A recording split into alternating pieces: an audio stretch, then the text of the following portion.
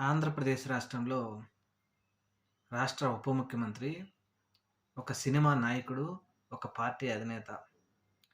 ఈయన అభిమానులు అంబేద్కర్ కోనసీమ జిల్లాలో ఆయన పుట్టినరోజు సందర్భంగా ఒక ఫ్లెక్సీని ఏర్పాటు చేశారు. ఈ ఫ్లెక్సీ అత్యంత వివాదంగా మారింది. అదేంటి అంటే ముఖ్యంగా బలహీన వర్గాల గురించి మీరెంత మీ స్థాయి ఎంత కొడకల్లారా తన్ని మిమ్మల్ని పడుకోబెడతాం. కోనసీమ జిల్లా కాదిది. పవన్ జిల్లా. అంటే పవన్ సేన జిల్లా అని వీరు ఈ ఫ్లెక్సీల మీద రాయడంతో ఇది అత్యంత వివాదంగా మారితే, అలాగే అక్కడికొచ్చినటువంటి అనేక సంఘాల నాయకులు మాత్రం ఆ ఫ్లెక్సీలను చించిపడేశారు.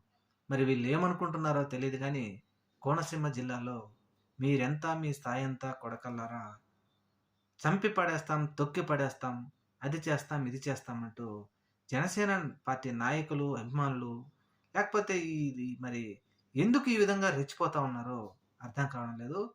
మరి జీవితాంతం మనమే అధికారంలో ఉంటామనుకుంటున్నారా? మరి మీరు తొక్కి పడేసి, తన్ని పడేసి ఈ విధంగా చేస్తా ఉంటే అవతల వాళ్ళు చూస్తా ఉంటారా? ఆలోచన చేయండి మిత్రులారా. ఇటువంటి మాటలు మాట్లాడటం అవసరమా?